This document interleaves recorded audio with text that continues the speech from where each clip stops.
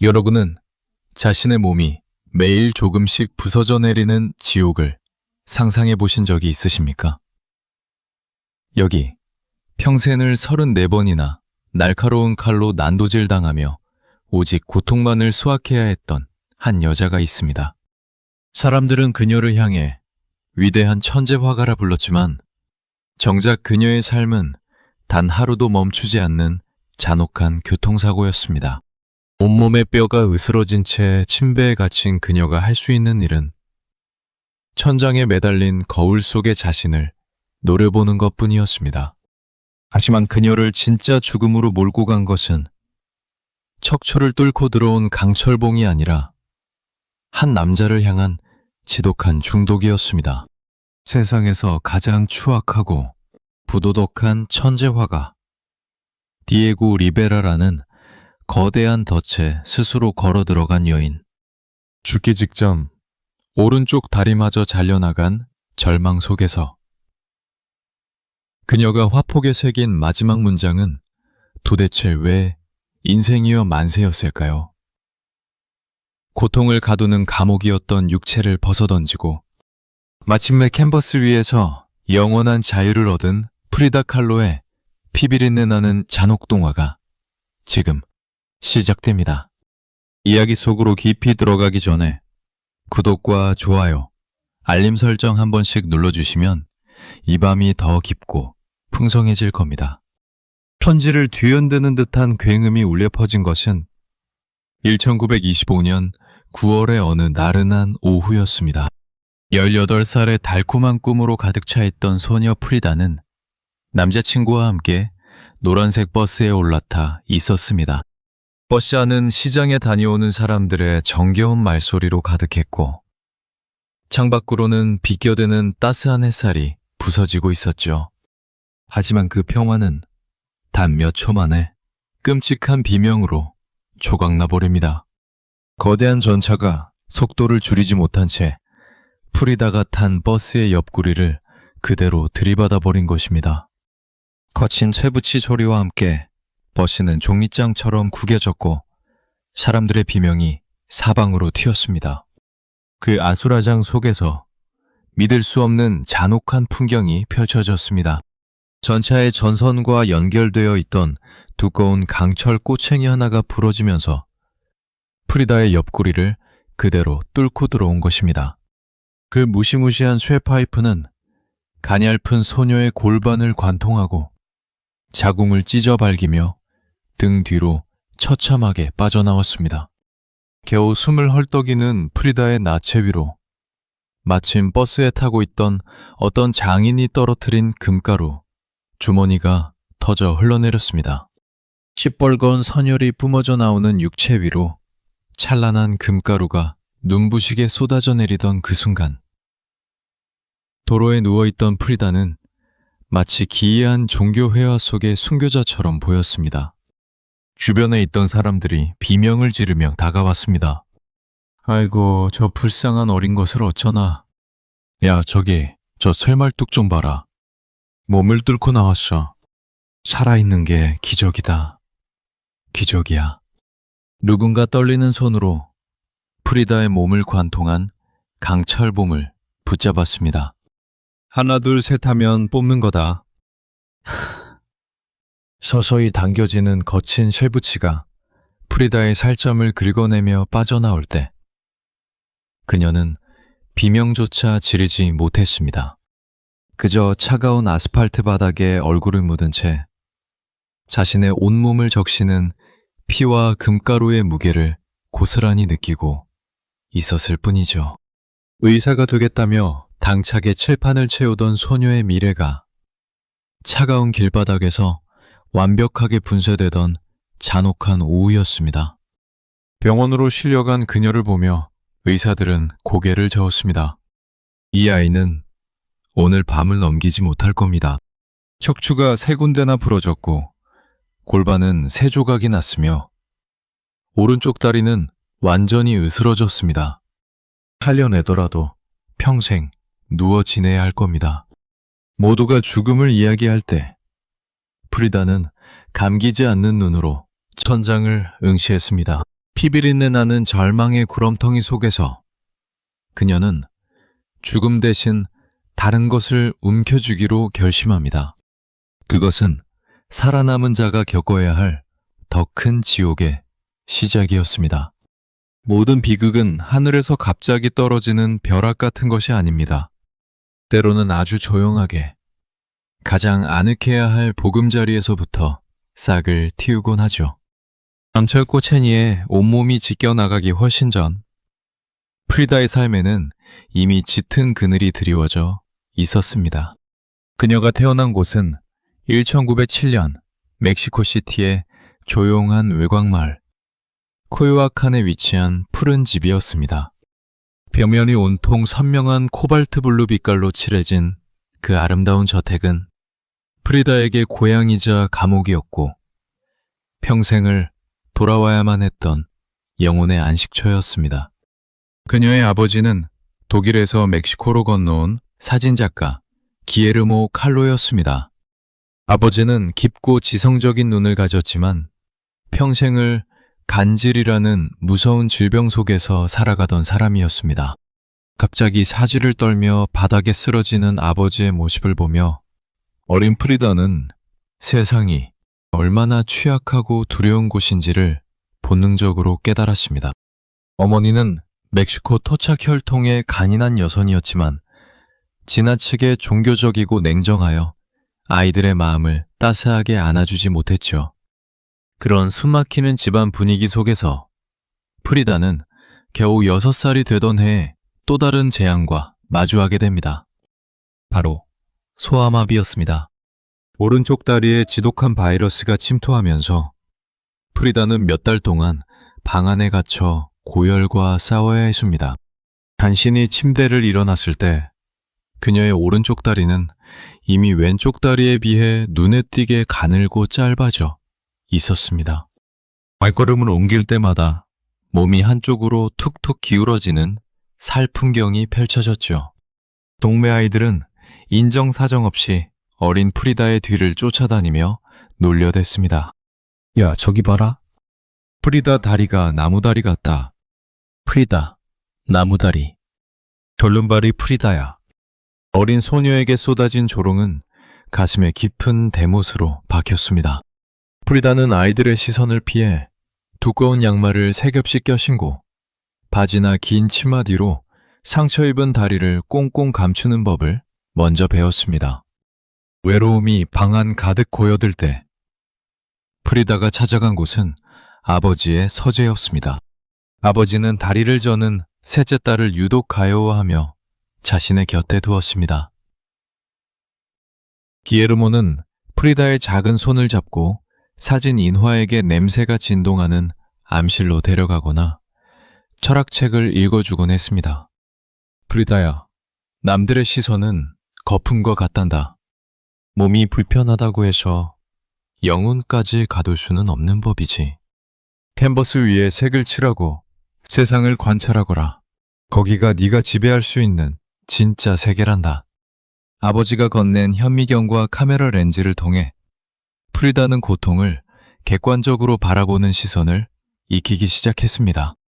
하지만 긴 치마 속에서 매일 조금씩 말라가던 오른쪽 다리는 그녀의 마음속에 지우지 못할 거대한 결핍의 심연을 만들어냈습니다.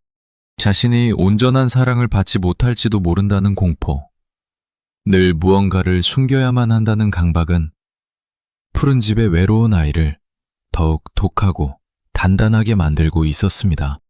그렇게 프리다는 남몰래 가슴속에 뜨거운 불꽃을 품은 채 거친 세상으로 나갈 준비를 하고 있었습니다. 비록 한쪽 다리는 가늘게 말라버렸지만 프리다의 영혼은 결코 꺾이지 않았습니다. 오히려 그 상처는 남들보다 더 치열하게 세상과 맞서 싸우게 만드는 도끼가 되었죠. 1922년 프리다는 멕시코 최고의 엘리트들만 모인다는 국립예비학교에 당당히 합격했습니다.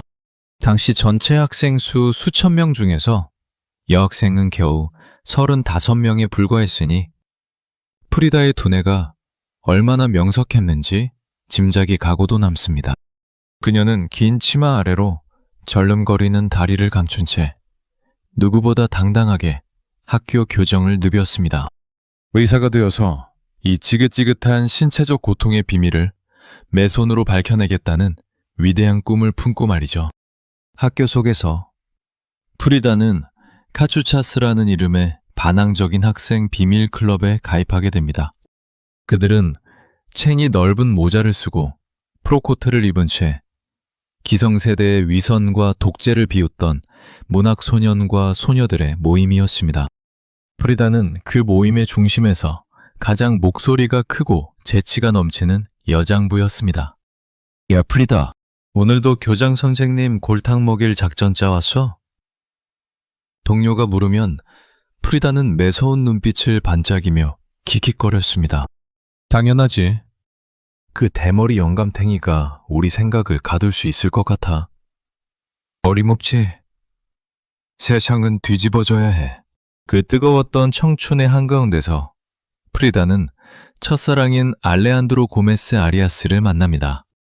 지적이고 수려한 용모의 알레한드로는 카추차스의 리더였고 프리다는 그와 불꽃 같은 사랑에 빠져들었습니다.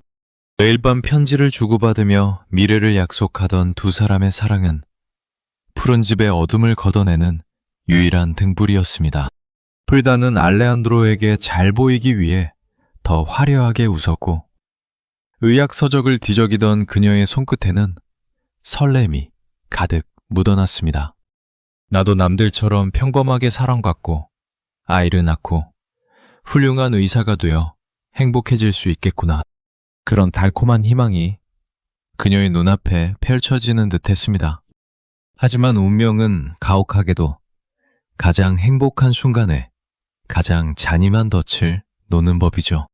1925년 9월의 그 비극적인 오후, 프리다는 알레한드로와 함께 나란히 그 노란색 버스에 올랐습니다. 원래 타려던 버스에서 우산 하나를 두고 내리는 바람에 다음 버스를 타게 된 것이었죠. 겨우 우산 하나 때문에 자신의 온 삶이 송두리째 뽑혀 나갈 줄은 꿈에도 모른 채 말입니다. 전차가 버스를 들이받고 강철 꼬챙이가 프리다의 아랫배를 관통했을 때 알레한드로는 기적적으로 가벼운 상처만 입고 살아남았습니다. 피와 금가루, 속에서 울부짖는 프리다를 보며 그는 공포에 질려 있었습니다.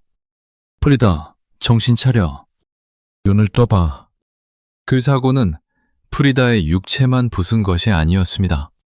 의사가 되겠다던 고결한 꿈, 알레한드로와 함께 그리던 눈부신 미래가 그 차가운 아스팔트 위에서 완벽하게 박살나 버렸습니다. 영상에 누워 꼼짝도 하지 못하는 프리다를 보며 첫사랑 알레한드로는 서서히 뒷걸음질치기 시작했습니다. 상처투성이가 된 여자, 평생 불구가 될지도 모르는 여자 앞에서의 사랑은 너무나 쉽게 식어버렸던 것이죠. 프리다는 뼈가 으스러지는 육체의 통증보다 멀어져가는 연인의 발소리를 들으며 영혼이 먼저 갈기갈기 찢겨나가는 지옥을 맛보아야 했습니다. 온몸이 석고 붕대로 꽁꽁 묶인 채 프리다는 푸른 집의 어두운 방 안 침대에 던져졌습니다. 손가락 하나 까딱할 수 없는 완전한 감옥이었습니다. 으스러진 척추를 고정하기 위해 가슴부터 골반까지 딱딱한 석고가 살을 파고들었고 상처 부위에서는 온종일 진물이 흘러내렸습니다. 친구들은 하나둘 발길을 끊었고 그렇게 뜨겁게 사랑했던 알레한드로마저 그녀를 떠나버렸죠. 차방이 벽으로 가로막힌 방 안에서 프리다가 들을 수 있는 소리라고는 자신의 거친 숨소리와 거실에서 들려오는 어머니의 구슬픈 기도 소리뿐이었습니다. 지독한 고독 속에서 프리다는 매일 밤 죽음을 기도했습니다. 차라리 그 길바닥에서 눈을 감았더라면 이런 비참한 꼴은 보지 않았을 텐데 왜 하늘은 나를 살려두어서 이토록 모질게 구는 걸까? 움직이지 못하는 딸의 눈가에 흐르는 눈물을 보며 어머니 마틸대의 가슴도 찢어졌습니다. 어느 날 어머니는 목수에게 부탁해 특수한 목재 이젤을 만들어 침대 머리맡에 설치해 주었습니다. 그리고 누운 채로도 세상을 볼 수 있도록 프리다의 침대 천장에 커다란 거울을 달아주었죠. 거울 속에 비친 것은 세상의 아름다운 풍경이 아니었습니다.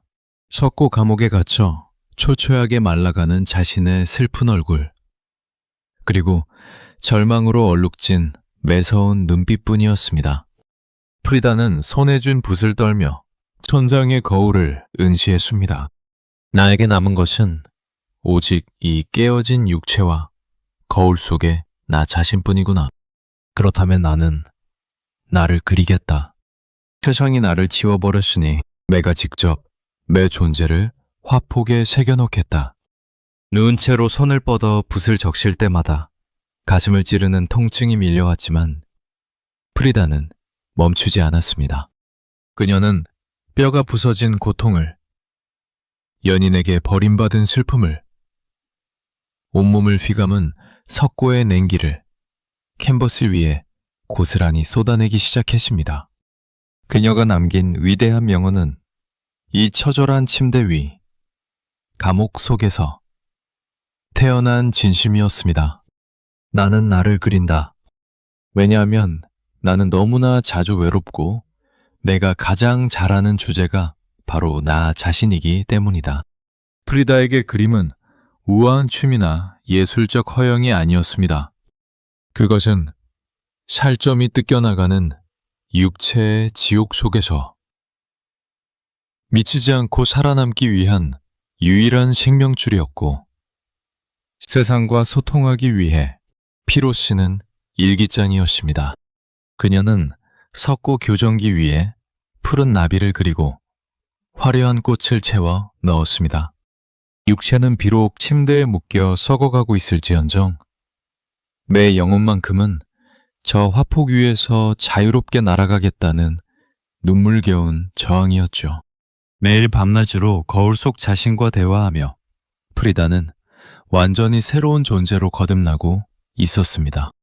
의사를 꿈꾸던 가냘픈 소녀 프리다는 죽었습니다. 그리고 그 잔혹한 침대의 고독 속에서 자신의 고통을 가장 잔인하고 아름답게 표현해낼 불굴의 화가 프리다 칼로가 서서히 눈을 뜨고 있었습니다. 기적처럼 간신히 침대에서 일어나 걸을 수 있게 되었을 때 프리다의 손에는 여러 점의 그림이 들려 있었습니다.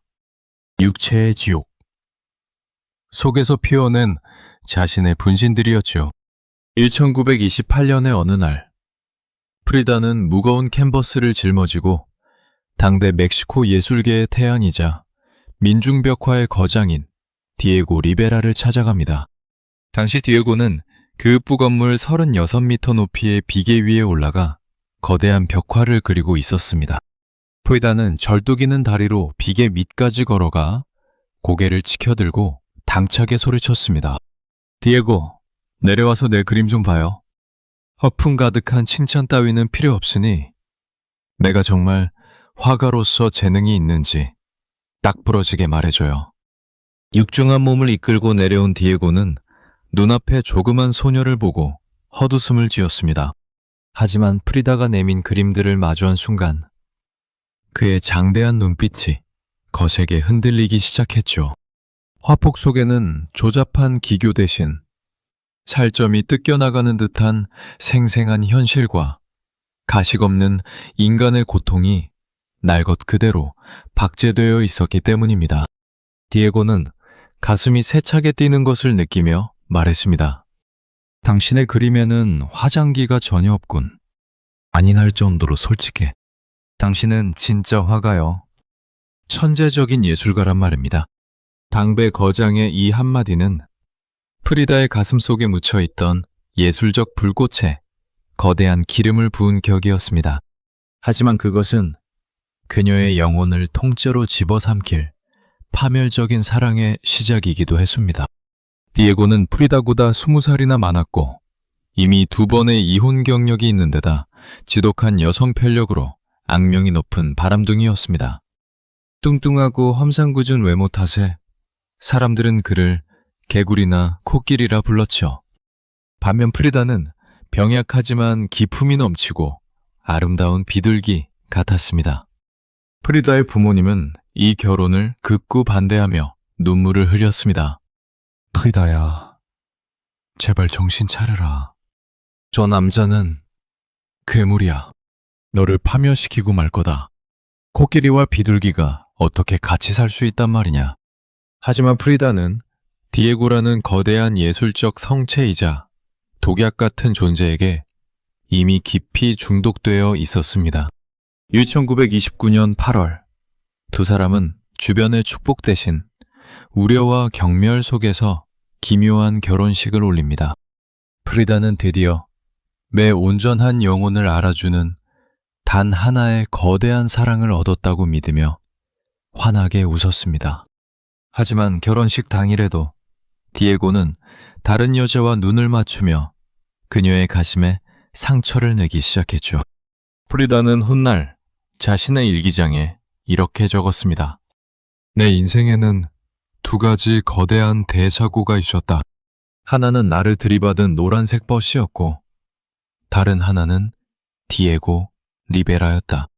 그리고 디에고가 훨씬 더 파괴적이었다. 버스는 그녀의 육체를 부수었지만 디에고는 그녀의 영혼을 매일 조금씩 갈기갈기 찢어밟길 준비를 하고 있었습니다. 코끼리의 무거운 발걸음 아래에서 비둘기의 깃털은 피로 물들기 시작했습니다.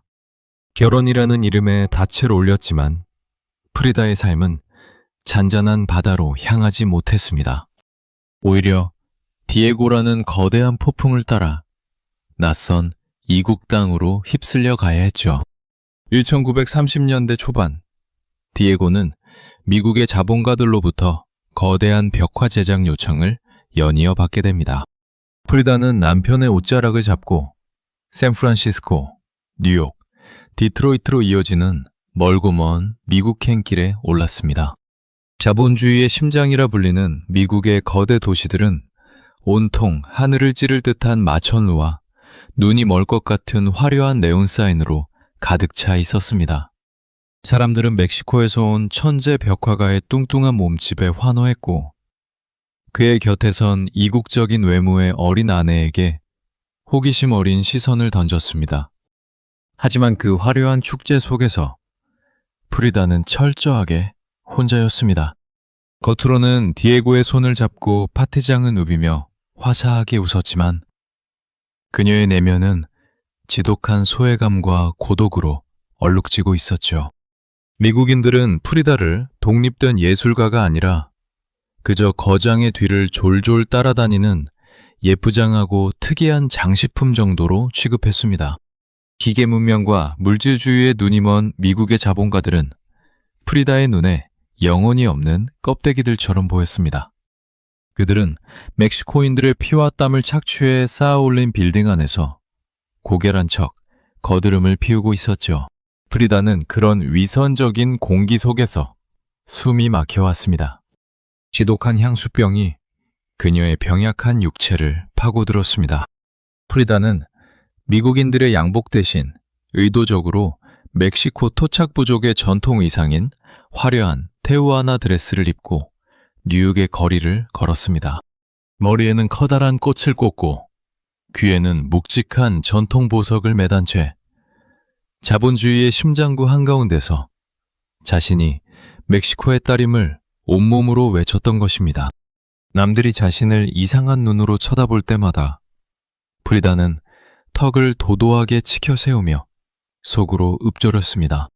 너희가 아무리 높은 빌딩을 짓고 돈을 산더미처럼 쌓아 올린 한들 내 고향 멕시코의 붉은 흙과 뜨거운 태양 아래서 피어나는 생명력을 따라올 수 있을 것 같으냐. 너희들의 세계는 차갑고 죽어있다. 디에고가 밤낮으로 벽화 작업에 매달리며 미국의 사격의 여성들과 은밀한 눈빛을 주고받을 때 프리다는 차가운 호텔 방 안에서 다시 붓을 들었습니다. 고국에 대한 그리움과 홀로 남겨진 이방인의 슬픔을 달랠 길은 오직 캔버스뿐이었기 때문입니다. 그녀는 미국과 멕시코의 국경선에 위태롭게 서 있는 자신의 모습을 그렸습니다. 한쪽에는 차가운 공장 굴뚝과 기계 부속품들이 널려 있고, 다른 한쪽에는 생명력 넘치는 멕시코의 선인장과 고대 유물이 놓여 있는 그림이었죠. 화폭 속 프리다의 손에는 멕시코 국기가 쥐어져 있었습니다. 몸은 비록 자본의 심장부에 갇혀 표류하고 있었지만 그녀의 영혼만큼은 푸른 집의 아늑한 마당과 뜨거운 고국의 품을 간절하게 갈구하고 있었던 것입니다. 차가운 기계 굉음이 가득하던 도시 디트로이트에서 프리다에게 기적 같은 소식이 찾아옵니다. 그토록 간절히 바라던 디에고의 아이를 품게 된 것이었죠. 프리다는 떨리는 손으로 자신의 아랫배를 감싸 안으며 눈물을 흘렸습니다.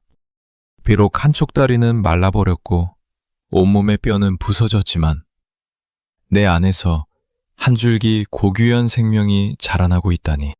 디에고가 아무리 나를 배신하고 다른 여자의 품을 전전해도 이 아이만 있다면 우리 사랑은 단단해질 수 있을 거야. 그녀는 드디어 완전한 가정을 꾸릴 수 있다는 희망 속에서 밤마다 아기 베넷 쪼고리를 매만졌습니다. 하지만 의사들은 프리다를 보며 절망적으로 고개를 저었습니다. 칼로 난도질 당했던 그녀의 골반과 으스러진 자궁은 도저히 10달 동안 아이를 품고 버텨낼 힘이 없었던 것이죠. 의사들은 낙태를 권유했지만 프리다는 완강하게 거부했습니다. 아니요. 나는 이 아이를 낳을 겁니다. 내 목숨을 바꿔서라도 반드시 지켜낼 거예요. 하지만 잔혹한 운명은 끝내 그녀의 소박한 꿈을 허락하지 않았습니다. 1932년 7월, 프리다는 극심한 통증과 함께 밑으로 쏟아지는 시뻘건 핏물 속에서 정신을 잃고 디트로이트의 헨리포드 병원으로 급히 이송됩니다. 간신히 눈을 떴을 때 차가운 수술실 천장 아래로 들려온 것은 아이의 울음소리가 아니었습니다. 의사의 냉정한 목소리였죠. 유산입니다. 아이를 살리지 못했습니다. 과다출혈이 심해 산모의 목숨도 위험합니다. 프리다는 영혼이 통째로 뜯겨나가는 듯한 둔탁한 슬픔에 몸부림치며 절규했습니다. 거짓말하지 마세요. 내 아기를 보여줘요. 죽었더라도 내 눈으로 직접 봐야겠어요. 제발 부탁입니다. 하지만 의사들과 간호사들은 그녀의 가혹한 정신적 충격을 우려해 차갑게 거절했죠. 거절당한 프리다가 슬픔 속에서 할 수 있는 일은 병상 위로 피를 흘리며 캔버스를 가져오라고 소리치는 것뿐이었습니다. 그녀는 병원 침대 위에서 하혈하는 자신의 나체를 세상에서 가장 잔인한 필치로 그리기 시작했습니다. 화폭 한가운데 누워있는 프리다의 눈가에는 거대한 눈물방울이 맺혀 있고 그녀의 핏줄과 연결된 탯줄 끝에는 허공에 둥둥 떠 있는 핏기 없는 태아가 매달려 있었습니다. 달팽이와 부서진 골반의 골격, 기계 부속품들이 피비린내 나는 침대 주위를 기괴하게 감싸고 있었죠. 여성의 가장 매밀하고 치명적인 고통인 유산의 슬픔을 이토록 날 것 그대로 적나라하게 표현해낸 화가는 인류 역사상 프리다 칼로가 처음이었습니다. 아이를 잃은 어머니의 피눈물은 우아한 예술로 포장되지 않은 채 오직 잔혹한 현실의 파편이 되어 화폭을 적셨습니다. 디에고는 병실 구석에서 묵묵히 그녀의 그림을 바라보며 깊은 슬픔과 함께 경외감을 느꼈지만 이미 마음의 문을 닫아버린 프리다의 귓가에는 그 어떤 위로의 말도 들려오지 않았습니다. 자식을 품지 못하는 껍데기 자궁을 가졌다며 스스로를 책망하던 프리다의 밤은 지독한 락스와 피냄새 속에서 그렇게 까맣게 타들어가고 있었습니다. 지독한 유산의 슬픔과 미국의 차가운 공기를 뒤로한 채 1934년 프리다는 마침내 그토록 그리워하던 고향 멕시코로 돌아왔습니다. 하지만 고국에 돌아와서도 그녀의 영혼이 쉴 곳은 어디에도 없었죠.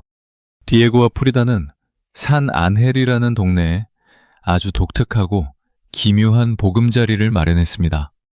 그것은 당대 모더니즘 건축가가 설계한 두 채의 독립된 집이었는데, 하나는 디에고를 위한 거대하고 웅장한 붉은색 건물이었고, 다른 하나는 프리다를 위한 작고 아담한 푸른색 건물이었습니다. 그리고 이 두 집은 하늘 위를 위태롭게 가로지르는 좁은 콘크리트 다리 하나로만 연결되어 있었죠. 이 기괴한 건축물은 두 사람의 파괴적인 관계를 고스란히 보여주는 상징이었습니다.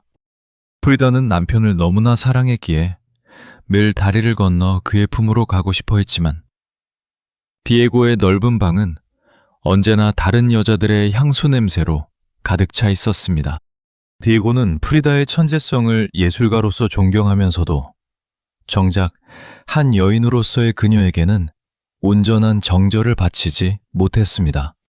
모델, 무용수, 심지어 사교계의 귀부인들까지 디에고의 붉은 집 문턱을 닳도록 드나들었죠. 프리다는 밤마다 자신의 푸른 집 서재에 홀로 앉아 저 멀리 붉은 집의 창문 너머로 비치는 낯선 여자의 실루엣을 바라보며 지독한 질투와 외로움 속에 가슴을 쥐어짜야 했습니다. 육체의 통증도 또다시 그녀를 습격했습니다. 사고의 후유증으로 인해 오른쪽 발가락들이 썩어 들어가기 시작하면서 34번의 수술 중 또 한 번의 수술대에 올라야 했고, 급기야 발가락 일부를 잘라내는 고통까지 겪었습니다. 몸이 아플수록 남편의 따스한 온기가 간절했지만, 비에고는 병상에 누워있는 아내를 내팽개친 채 밖으로만 돌았습니다. 프리다는 자신의 푸른 집을 철저한 고립의 성체로 만들었습니다. 창문을 꽁꽁 닫아 걸고 방 안 가득 어둠을 채운 채 거울 속에 비친 자신의 일자 눈썹을 매섭게 노려보며 붓을 놀렸죠. 그녀는 다리를 절뚝이며 서재를 서성이다가 훗날 이런 글을 남겼습니다. 나는 당신에게 내 슬픔을 말하지 않을 것이다. 왜냐하면 그것은 오직 나만의 것이고 당신이 그것을 이해할 리 없기 때문이다. 서로가 눈앞에 보이지만 결코 온전히 닿을 수 없는 두 채의 집처럼 프리다의 마음속에도 거대한 균열이 가기 시작했습니다.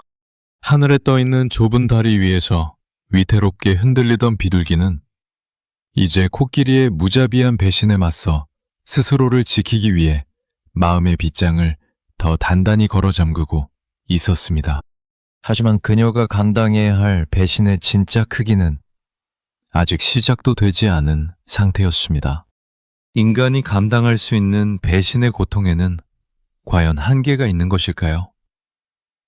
1934년의 어느 시린 날, 프리다의 세계는 그 어떤 교통사고보다 더 잔인하게 무너져 내렸습니다. 디에고의 멈추지 않는 외도를 견디다 못한 프리다가 자신의 푸른 집 문을 열고 콘크리트 다리를 건너갔을 때 그녀가 목격한 것은 세상에서 가장 추악한 밀회였습니다. 디에고의 웅장한 침대 위에서 살을 섞으며 엉켜있던 여자는 낯선 사교계의 여인이 아니었습니다. 바로 프리다가 자신의 목숨보다 아끼고 유산의 아픔 속에서도 유일하게 의지했던 친동생 크리스티나 칼로였습니다. 그 순간 프리다는 심장이 멈추는 듯한 극심한 충격을 받았습니다. 내 육체를 난도질한 버스의 강철 꼬챙이도 이토록 아프지는 않았습니다. 나를 낳아준 부모의 피를 공유한 내 동생과 내 모든 영혼을 바쳐 사랑했던 남편이 나를 속이고 가장 더러운 배신을 저지른 것이죠. 프리다는 소리를 지르지도 머리채를 잡고 싸우지도 않았습니다. 그녀는 조용히 돌아서서 자신의 푸른 방으로 돌아왔습니다. 거울 앞에 선 그녀의 두 눈에는 핏발이 섰고 온몸은 사시나무 떨듯 떨리고 있었습니다. 디에고는 프리다의 그 길고 탐스러운 검은 머리카락을 유독 사랑하여 늘 찬사를 보내곤 했죠. 프리다는 서랍에서 커다란 가위를 꺼내 들었습니다. 서걱서걱. 날카로운 가위날이 움직일 때마다 디에고가 그토록 어루만지던 아름다운 긴 머리카락들이 비참하게 잘려나가 바닥으로 툭툭 떨어졌습니다. 그것은 단순히 머리카락을 자르는 행위가 아니었습니다. 디에고의 아내로 살며 그에게 잘 보이려 애쓰던 연약한 여성성을 제 손으로 난도질하여 버리는 처절한 영혼의 단발령이었습니다. 프리다는 남편이 사준 화려한 멕시코 전통 드레스를 벗어던지고 남성용 3피스 정장을 몸에 걸쳤습니다. 잘려나간 머리카락들이 어지럽게 널린 방 한가운데서 의자에 꼿꼿이 앉아있는 자신의 모습을 그림으로 남겼죠. 화면 속 프리다의 손에는 아직도 날카로운 가위가 쥐어져 있었고 그녀의 눈빛은 이미 살아있는 사람의 것이 아닌 모든 슬픔을 통과해버린 유령의 눈빛이었습니다. 그녀는 훗날 이 순간을 회상하며 이렇게 고백했습니다. 그들을 목격했을 때 내 영혼의 가장 깊은 곳이 완벽하게 썩어 문드러지는 것을 느꼈다. 믿었던 사람들에게 당한 배심의 도끼는 그녀의 뼈와 살을 갉아먹었습니다. 프리다는 디에고를 향한 기대를 완전히 쓰레기통에 처박아 버리고 스스로 비극의 주인공이 아닌 매목한 관찰자가 되기로 결심합니다.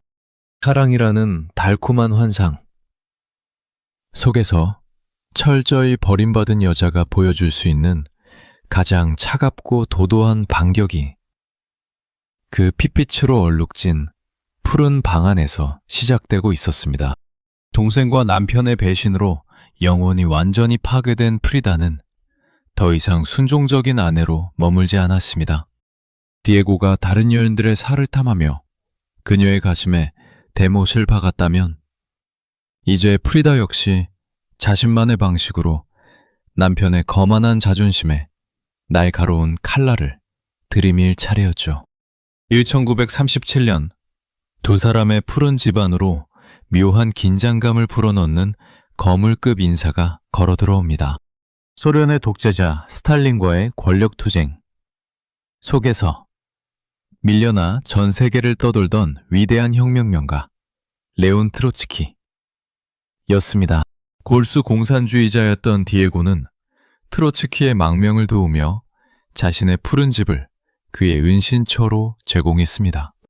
망명기를 지친 트로츠키는 백발의 노신사였지만 여전히 날카로운 지성과 혁명명가 특유의 뜨거운 카리스마를 품고 있었습니다. 그리고 프리다는 그 노혁명가의 눈빛 속에서 자신을 향한 강렬한 매혹을 단숨에 읽어냈죠. 디에고가 하늘처럼 받들어 모시는 혁명적 우상이 정작 자신을 보며 가슴을 떨고 있다는 사실은 프리다의 마음속에 기묘한 복수심과 도발의 불꽃을 지폈습니다. 프리다는 의도적으로 디에고가 보는 앞에서도 트로츠키와 러시아어나 영어로 은밀하게 대화를 나누며 미소를 지었습니다. 디에고가 알아듣지 못하는 언어 속에서 두 사람만의 비밀스러운 감정이 무르익어갔던 것이죠. 얼마 지나지 않아 두 사람은 디에고의 눈을 피해 푸른 집의 어두운 서재와 정원 속에서 위험하고도 짜릿한 비밀 연정을 맺게 됩니다. 프리다는 트로츠키에게 자신의 화려한 멕시코 전통 의상을 뽐내며 매혹적인 자태를 드러냈고 그에게 자신의 온전한 지적 매력을 쏟아부었습니다. 디에고에게 버림받아 시들어가던 여인이 세계를 뒤흔들었던 혁명가의 품속에서 다시 한번 자신의 살아있는 권력과 주체성을 확인한 순간이었습니다. 트로츠키는 프리다에게 책 사이에 연애 편지를 숨겨 건네며 그녀를 나의 구원자라 불렀습니다. 하지만 프리다에게 이 사랑은 영원히 함께할 로맨스가 아니었습니다. 그것은 디에고라는 거대한 벽을 향해 날리는 가장 정교하고 치명적인 복수극이었죠. 나를 난도질한 당신이 가장 존경하는 그 위대한 영웅이 지금 내 발밑에 무릎을 꿇고 있다는 것을 알게 된다면 당신의 그 오만한 얼굴은 어떻게 일그러질까? 프리다는 트로츠키와의 관계가 디에고에게 들통날 무렵 미련 없이 그와의 관계를 정리해버립니다. 그리고 자신의 아름다운 초상화를 그려 트로츠키에게 이별의 선물로 건네죠. 그림 속 프리다는 도도하게 턱을 치켜든 채 자신의 매력을 가둔 화폭을 당당하게 쥐고 있었습니다. 디에고를 향한 애증과 복수심이 뒤섞인 이 위험한 일탈은 프리다를 단순한 피해자가 아닌 자신의 운명을 직접 뒤흔드는 강력한 투사로 탈바꿈시키고 있었습니다. 1939년 초봄, 프리다는 디에고의 그늘을 벗어나 홀로 당당하게 프랑스 파리의 중심부에 발을 디뎠습니다. 프랑스의 유명한 초현실주의 시인인 앙드레 브루통이 그녀의 천재성에 감탄하여 파리에서의 전시회를 기획해준 덕분이었죠. 멕시코라는 먼 이국 땅에서 온 병약하고 작은 여인이 파리의 세련된 예술가들 앞에 섰을 때 서구 유럽의 화단은 거대한 신선한 충격 속에 휩싸였습니다. 거장 파블로 피카소는 프리다의 그림을 마주한 순간 자리를 떼지 못했고 미술의 혁명가 바실리 칸딘스키는 그녀의 작품 앞에서 눈물을 흘리며 감격했습니다. 피카소는 프리다에게 경외심을 담아 인간의 손 모양을 한 아주 독특하고 아름다운 귀걸이를 선물하기로 했죠. 유럽의 평론가들은 프리다의 화폭 속에 흐르는 피와 탯줄, 부서진 뼈들을 보며 환호성을 지렀습니다. 오, 이것이야말로 꿈과 무의식의 세계를 완벽하게 구현해낸 진정한 초현실주의의 정수입니다. 칼로 여자, 당신은 가위와 피로 꿈을 그리는군요. 하지만 프리다는 그들의 세련된 찬사 속에서 오히려 차가운 환멸을 느꼈습니다. 파리의 사격의 예술가들은 입으로는 혁명과 예술을 부르짖으면서도 정작 현실의 고통에는 손가락 하나 까딱하지 않는 위선적인 먹물들처럼 보였기 때문입니다. 프리다는 파리의 예술가 무리를 향해 침을 뱉고 싶은 심정이었습니다. 그들은 방 안의 열띤 토론, 속에서만 존재하는 껍데기들이었죠. 프리다는 자신을 초현실주의라는 편리한 틀 안에 가두려는 유럽 예술계를 향해 턱을 치켜 세우며 당당하게 쏘아붙였습니다. 그들은 내가 초현실주의자라고 말하지만 그것은 틀이었다. 나는 결코 꿈을 그린 적이 없다. 나는 오직 나 자신의 현실만을 그렸을 뿐이다. 프리다에게 화폭 위의 피는 무의식의 환상이 아니라 매일 아침 침대에서 일어날 때마다 등줄기를 타고 흘러내리는 끔찍한 척추의 통증이었고 아이를 잃은 어머니의 날 것 그대로의 핏물이었으며 남편의 배신에 영혼이 잘려나간 잔혹한 실제 삶이었습니다. 그녀는 파리의 백화점들이 늘어놓은 유행 복장 대신 선명한 초록색과 붉은색이 대비되는 멕시코 전통 페우아나 드레스를 입고 도도하게 파리 시내를 걸었습니다. 세계 미술의 중심지라는 파리의 한복판에서 프리다는 남편의 아내도 아니고 서구 예술의 추종자도 아닌 오직 독립된 예술가 프리다 칼로라는 자신의 이름 석자를 세상에 완벽하게 각인시켰습니다. 루브르 박물관이 멕시코 화가 중 최초로 그녀의 작품인 라마르카를 구입한 것도 바로 이 무렵이었습니다. 세계적인 거장들이 그녀의 발밑에 찬사를 바칠 때 프리다는 비로소 깨달았습니다. 육체의 감옥은 내 몸을 묶어둘 수 있었을지언정 내 예술만큼은 전 세계를 호령하는 거대한 폭풍이 되었음을 말이죠.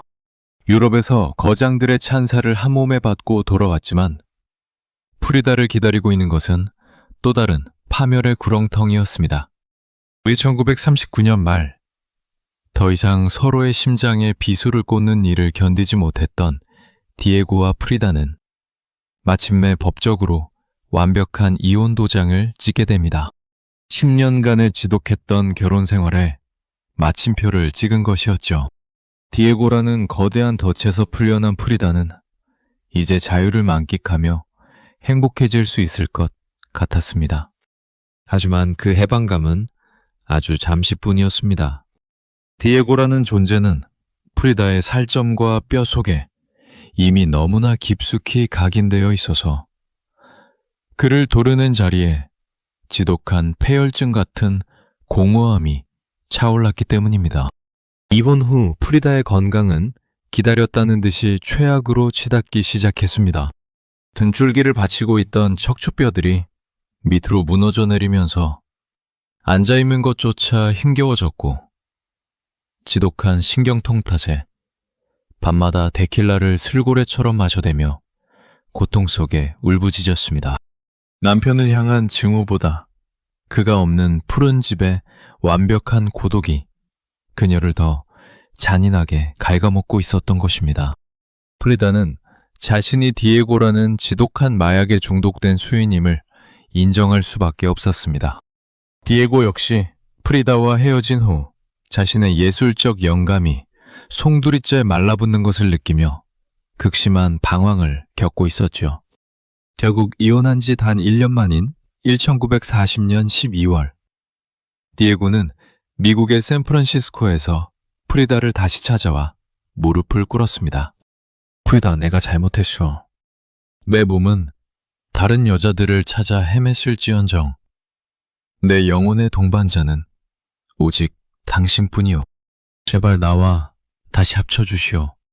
프리다는 그 뚱뚱하고 추악한 남편의 얼굴을 내려다 보았습니다. 그를 거부하면 고독 속에서 말라 죽을 것이고 그를 받아들이면 또다시 배신의 지옥 속으로 걸어 들어가는 꼴이었죠. 프리다는 떨리는 손으로 재결합 서류를 받아들었지만 이번에는 아주 냉혹하고 기괴한 조건을 내걸었습니다. 우리는 다시 결혼하겠지만 앞으로 부부로서의 성적인 관계는 절대 맺지 않을 것입니다. 또한 당신이 버는 돈은 단 한 푼도 받지 않을 것이며 내 생활비와 치료비는 오직 내가 내 그림을 팔아서 당당하게 지불하겠어요. 즉, 서로의 육체와 경제를 완벽하게 분리한 채 오직 영혼의 결합만을 유지하겠다는 선언이었습니다. 디에고는 그녀의 서슬퍼런 조건을 군말 없이 받아들였습니다. 그렇게 두 사람은 서로를 파괴하면서도 서로가 없으면 단 1초도 지탱할 수 없는 세상에서 가장 기이하고도 슬픈 동반자 관계로 복귀했습니다. 잔인한 중독의 사슬을 제 손으로 다시 목에 감은 프리다는 다가올 더 큰 육체적 시련을 향해 위태로운 발걸음을 옮기기 시작했습니다. 1940년대에 접어들면서 프리다의 육체는 그야말로 비명을 지르며 무너져 내리기 시작했습니다.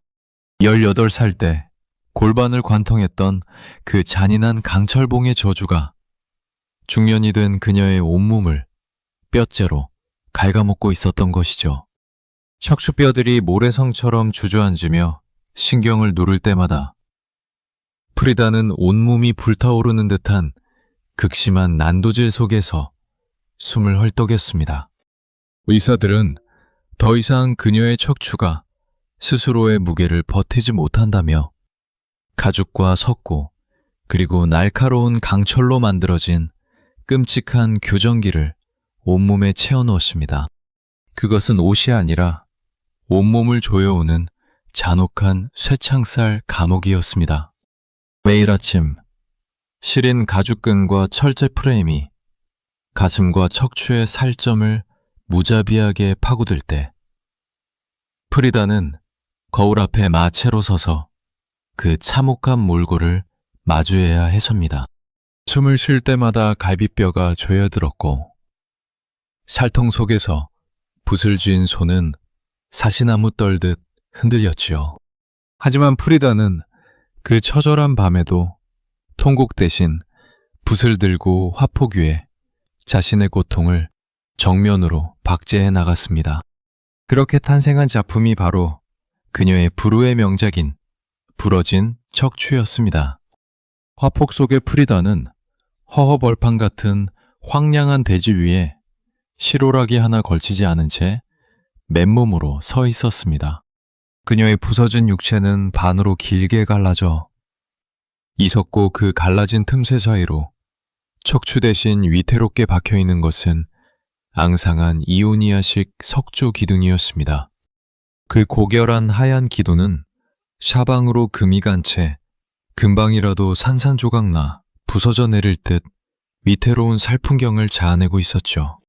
더 가슴을 아프게 하는 것은 프리다의 온몸과 얼굴에 수십 개의 날카로운 못이 네모처럼 박혀있는 모습이었습니다. 디에고의 배신이 남긴 정신적 상처와 철제 교정기가 주는 육체적 가시들이 고스란히 핏빛 못이 되어 살점을 뚫고 나와 있었던 것입니다.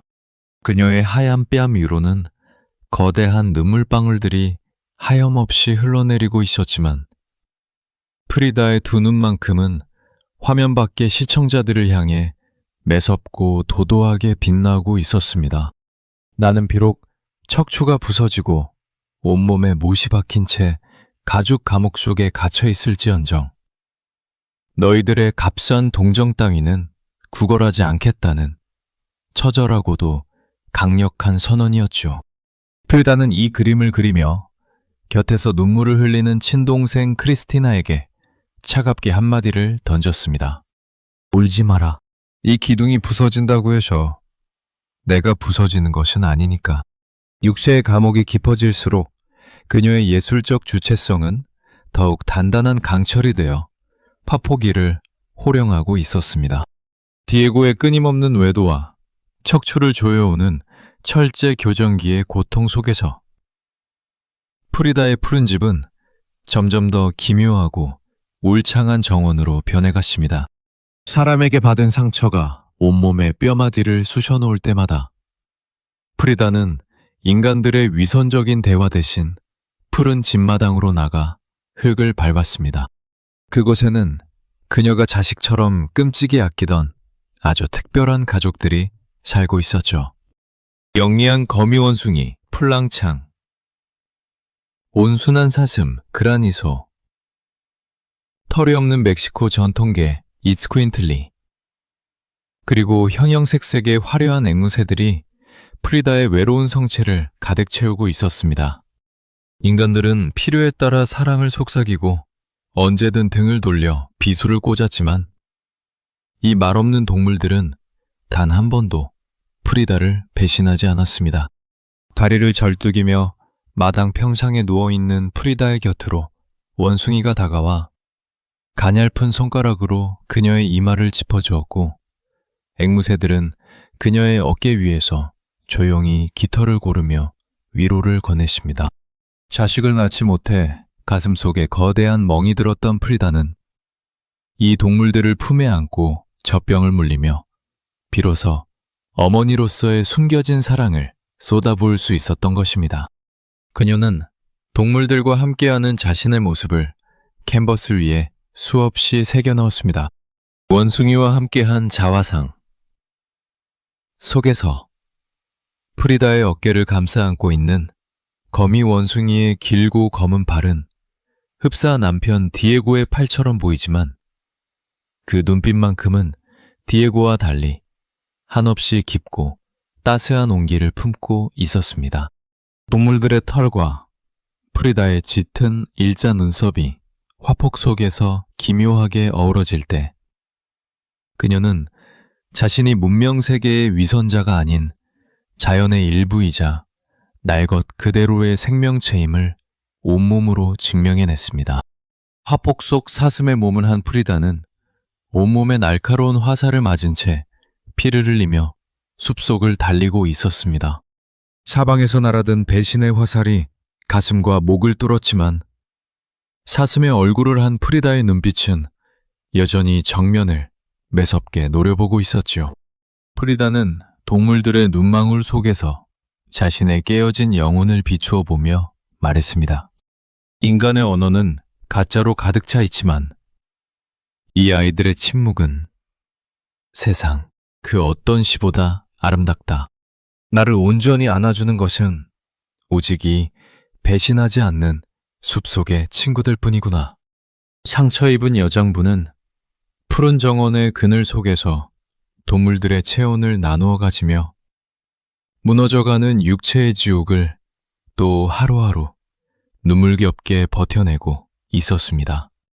1950년대에 접어들면서 프리다의 푸른 집안에는 향기로운 꽃향기 대신 지독한 야풍 냄새와 데킬라의 시큼한 알코올 향이 가득 고여들기 시작했습니다.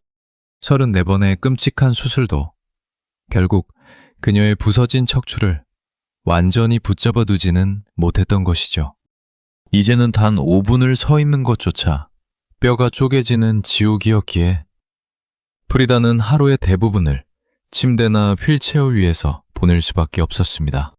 통증이 뇌수를 찌르고 들어올 때마다 그녀가 손을 뻗은 것은 의사가 처방해준 강력한 진통제, 바로 모르핀이었습니다. 처음에는 고통을 잠재우기 위해 마셨던 모르핀이었지만 시간이 흐를수록 약물은 그녀의 맑았던 영혼을 잠식해 들어가는 늪이 되었습니다. 독한 약기운 속에서 환각이 밀려오면 프리다는 몽롱한 눈으로 천정의 거울을 바라보며 데킬라를 나발째 들이켰습니다. 그렇게 약과 술에 취해 몽롱해진 상태에서도 프리다는 결코 붓을 내려놓지 않았습니다. 내가 붓을 놓는 순간 나는 정말로 살아있는 시체가 되어버릴 것이라는 무서운 공포가 그녀의 등줄기를 서늘하게 내리눌렀기 때문입니다. 하지만 약물 중독은 그녀의 가장 강력한 무기였던 정교한 필치마저 서서히 망가뜨리기 시작했죠. 이 시기 프리다의 그림들을 보면 과거에 날카롭고 섬뜩할 정도로 정교했던 선들이 눈에 띄게 흐려지고 뭉개져 있는 것을 발견할 수 있습니다. 붓을 쥔 손이 마음대로 움직이지 않아 물감이 캔버스 위로 무겁게 떡칠되듯 얹어졌고 형태는 일그러졌습니다. 거울 속 자신의 얼굴을 그리려 해도 초점이 흐려져 자꾸만 뭉개진 유령처럼 표현되곤 했죠. 프리다는 밤마다 거울을 향해 물감 묻은 붓을 내던지며 자괴감 속에 피눈물을 흘렸습니다. 내 손이, 내 눈이 이제 내 말을 듣지 않는구나. 디에고, 내 몸이 정말로 썩어가고 있어. 나를 좀 봐봐. 디에고는 약물 환각 속에서 헛소리를 하며 울부짖는 아내의 곁을 묵묵히 지켰지만 그녀의 육체에서 번져나오는 죽음의 그림자를 막을 수는 없었습니다. 말년의 일기장 속 프리다의 글씨체는 마치 폭풍 후에 흔들리는 나뭇가지처럼 격렬하게 춤을 추고 있었습니다. 온전한 정신과 미쳐버린 환각의 경계선 속에서 프리다는 자신의 영혼이 육체라는 감옥과 함께 썩어 문드러져가는 가혹한 형벌을 고스란히 온몸으로 받아내고 있었습니다. 예술가로서의 생명이 끝나간다는 거대한 공포는 골반을 뚫었던 강철봉보다 더 잔인하게 그녀의 가슴을 난도질하고 있었습니다. 1953년 4월, 프리다 칼로의 고향인 멕시코시티의 한 화랑이 거대한 술렁임 속에 휩싸였습니다. 평생 전 세계를 돌아다니며 피카소와 칸딘스키의 찬사를 받았던 그녀였지만 정작 자신의 조국인 멕시코에서는 단 한 번도 공식적인 개인전을 열지 못했었지요. 마침내 프리다의 이름 석자를 내건 고국에서의 첫 번째 개인전 날이 밝았지만 정작 푸른 집의 분위기는 초산집처럼 차갑게 가라앉아 있었습니다. 프리다의 건강이 최악을 넘어 완전히 바닥을 치고 있었기 때문입니다. 등뼈는 무너졌고 오른쪽 다리는 썩어 들어가 의사는 그녀에게 엄격한 경고를 내렸습니다. 칼로 여사, 오늘 침대에서 한 발짝이라도 나오면 그 즉시 심장이 멈출 수도 있습니다. 절대 외출은 안 됩니다. 그 소식을 들은 프리다는 몽롱한 약기운, 속에서도 매서운 눈빛을 반짝이며 호쾌하게 웃어젖혔습니다. 내가 내 축제에 가지 못한다고? 의사탱이들이 내 인생의 마지막 파티를 막을 수 있을 것 같아? 어림없는 소리. 내 시체를 구경하고 싶다면 다들 화랑으로 오라고 해. 프리다는 즉시 전화기를 들어 구급차와 인부들을 불렀습니다. 그리고 자신의 온몸을 가장 화려한 멕시코 전통 레이스 드레스로 감싸 안았지요.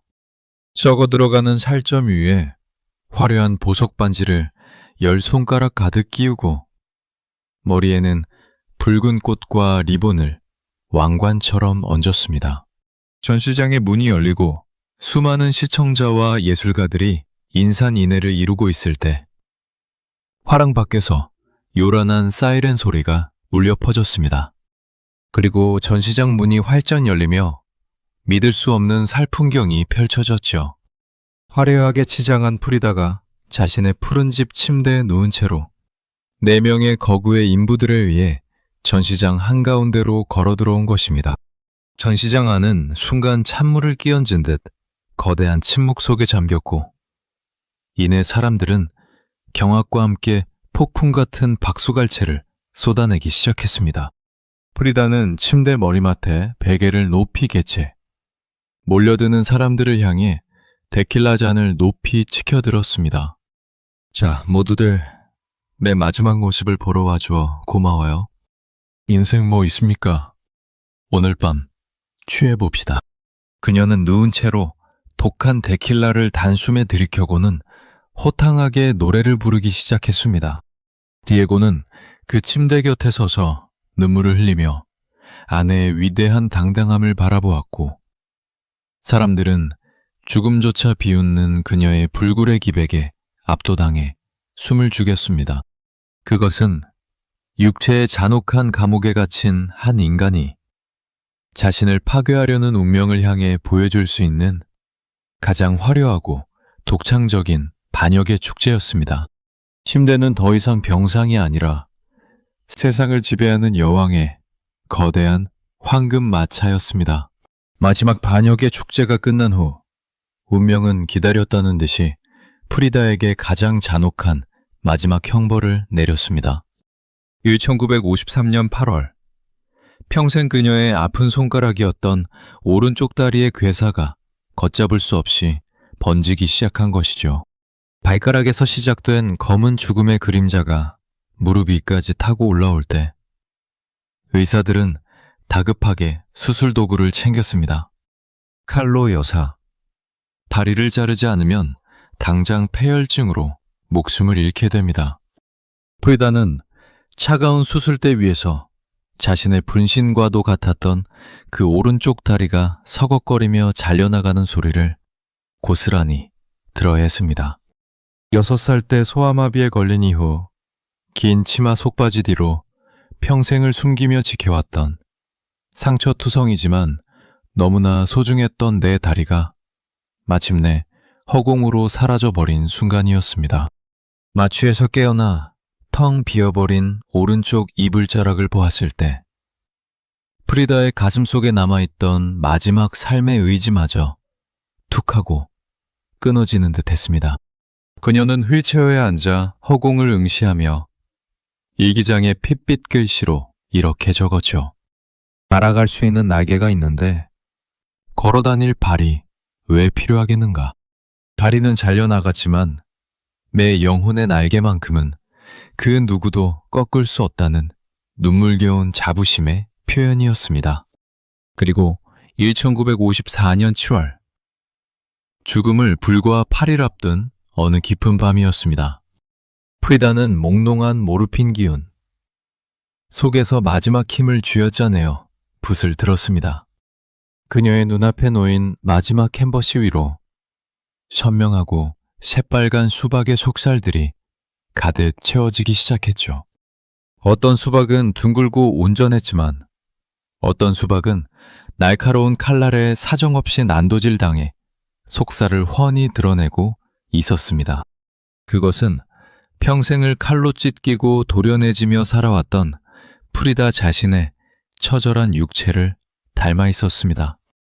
프리다는 붉은 피를 머금은 듯한 그 수박의 껍질 위에 짙은 초록색 물감을 묻혀 한 글자 한 글자 유언과도 같은 문장을 새겨 넣었습니다. 위발라비다, 우리말로 인생이여 만세라는 뜻이었죠.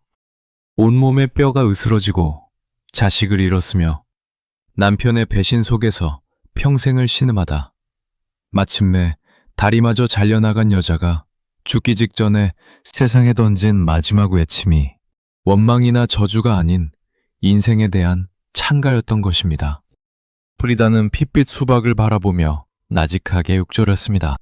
그래, 내 삶은 단 하루도 멈추지 않는 지옥이었지만 그 지옥마저도 내가 뜨겁게 사랑한 나의 인생이었다. 썩어 문드러진 다리 위에서도 그녀가 피워낸 마지막 예술의 꽃은 그 어떤 태양보다 찬란하게 빛나고 있었습니다. 1954년 7월 13일 마침내 코요아칸의 푸른 집 안으로 기나긴 침묵이 찾아왔습니다. 밖에는 추적추적 슬픈 비가 내리고 있었고 프리다가 평생을 누워 천장의 거울을 바라보던 방 안은 유독 차갑게 식어 있었죠. 47회 동안 단 1초도 멈추지 않고 그녀의 육체를 난도질했던 잔혹한 통증의 폭풍이 거짓말처럼 뚝 멎은 밤이었습니다. 디에고는 숨이 멎은 아내의 차가운 손을 붙잡고 어린아이처럼 목을 놓아 울부짖었습니다. 내 인생의 유일한 구원이자 가장 날카로운 비수였던 프리다. 내가 당신의 영혼을 너무나 아프게 했소. 나를 용서하지 마시오. 하지만 프리다의 굳게 담은 입술은 더 이상 아무런 대답도 하지 않았습니다. 그녀가 머물던 침대 머리맡에는 마지막으로 남긴 낡은 일기장이 덩그러니 놓여 있었습니다. 번진 물감과 흔들리는 필체 속에서 프리다가 이 세상을 떠나며 남긴 마지막 유언이 적혀 있었죠. 이 외출이 행복하기를, 그리고 다시는 돌아오지 않기를. 평생을 뜨겁게 불꽃처럼 살아가며 인생이여 만세를 외쳤던 그녀였지만 가죽과 철제 교정기에 갇혀 34번이나 칼날바람을 맞아야 했던 육체의 감옥만큼은 참으로 무겁고 고되었던 모양입니다. 그녀에게 이 세상으로의 삶은 잠시 고통을 수확하러 나온 고단한 외출이었고 죽음은 마침내 그 무거운 석고 감옥을 벗어던지고 영원한 자유를 찾아 떠나는 진짜 해방이었습니다. 오늘 밤 프리다 칼로의 피비린내 나는 잔혹동화를 함께 나누며 여러분은 어떤 생각을 하셨습니까? 혹시 지금 가슴속에 남들에게 말하지 못할 깊은 상처나 매일 밤 등줄기를 짓누르는 삶의 무게 때문에 외롭고 지쳐있지는 않으신지요? 믿었던 사람의 배신에 영혼이 잘려나가고 뜻하지 않은 시련 속에서 왜 나에게만 이런 가혹한 운명이 찾아오는지 하늘을 원망하고 계실지도 모르겠습니다. 그럴 때마다 푸른방 천장의 거울을 보며 붓을 쥐었던 프리다의 매서운 일자 눈썹을 기억해 보시기 바랍니다. 그녀는 상처를 숨기거나 부끄러워하지 않았습니다. 오히려 그 상처를 가장 적나라하게 마주하고 화폭에 새겨넣음으로써 자신을 묶어둔 운명의 사슬을 제 손으로 부숴버렸죠. 프리다가 오늘날 상처 입은 우리에게 건네는 위로는 값싼 동정이나 따스한 말 한마디가 아닙니다. 뼈가 부서지는 지옥 속에서도 턱을 치켜 세우며 던진 위대한 투쟁의 몸짓이죠.